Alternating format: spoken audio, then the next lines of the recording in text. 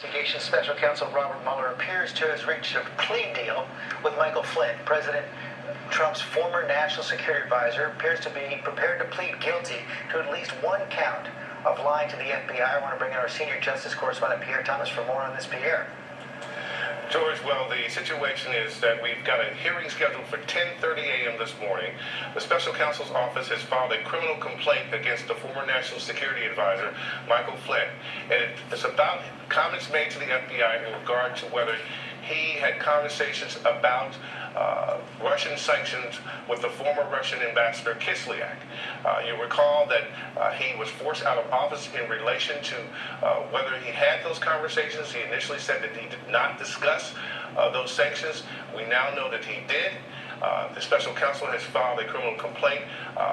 Flynn is expected in court at 10:30 a.m., where we expect that he will agreed to plead guilty in connection with that charge. Presumably, Pierre, we would learn a lot more at that time. Let's go back. These are conversations that occurred in December 2016 when Flynn was slated to be National Security Advisor for President Trump, when indeed he was inaugurated in January. Still, this was during the transition at that time, and these were at least two conversations in late December with Ambassador Kislyak at a time when President Obama's administration was looking to level sanctions and punishment against the Russians for their involvement in the election.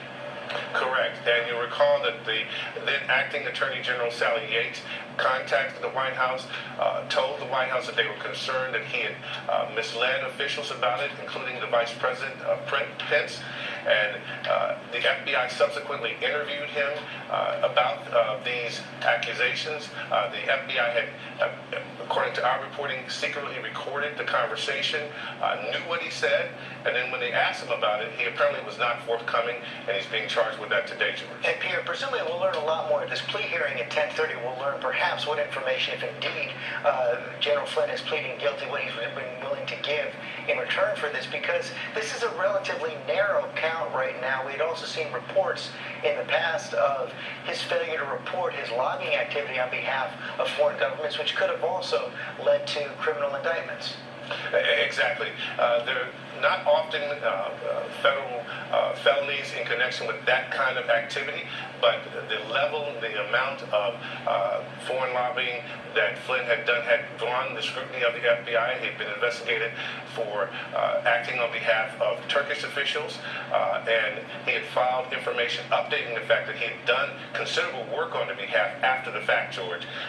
That is not listed in what the document that we have so far, but again, we expect to learn a lot more at 10:30. I want to bring in our Chief White House correspondent, John Carl, for more on this as well. John, this is obviously significant for a number of reasons.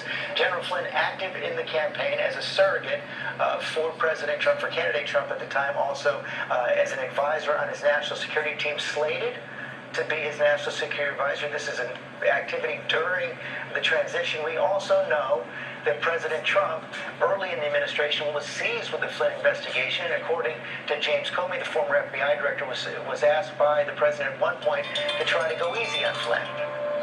Absolutely, that was a key part of the Comey story. We also recall, George, that the president spoke glowingly of Flynn even as he was about to fire him for misleading statements that he made to the vice president. And one big question here was whether or not the president would issue a pardon, a preemptive pardon to Flynn. He had not done that. Interesting to see where that goes now. But I am struck by the point you made, which is this is a narrow indictment, very specific to those two conversations. There's nothing here about Flynn's son, who was also somebody who had been questioned by independent counsel, by special counsel Mueller. And the question is, what did Flynn agree to do in return for this narrow indictment, rather than something that could have been significantly worse for him? Is he going to give information on the president or other people on the president's team? That would be the big question. I want to get a final question back to Pierre Thomas right now. Knowing what we know about the way that Special Counsel Mueller has worked in the past, you would expect him to reach a deal with someone who is indeed the National Security Advisor for the president, only if that person could get information on someone higher up or someone else in the chain, the president, Absolutely. One of his sons, his son-in-law. Absolutely, George. That's typically how it works. You're giving a deal like this in order to get additional information to make sure that you have every avenue covered. And George, one of the key things that I think we're going to look for is why. Why did Flynn feel the need to mislead the FBI, and all these other people? That's the big question that we've never gotten a clear answer to. Why would he feel the need to mislead people? Perhaps some answers will be coming at 10:30. We will be here all day long once more. General Michael Flynn, the former National Security Advisor of President Trump, has reached a plea agreement with the Special Counsel Robert Mueller, pleading guilty to at least one charge of false statements to the FBI concerning conversations he had with the Russian ambassador in December 2016. Much more ahead on the update of GMA and as this plea agreement becomes more clear. I'm George Stephanopoulos in New York. This has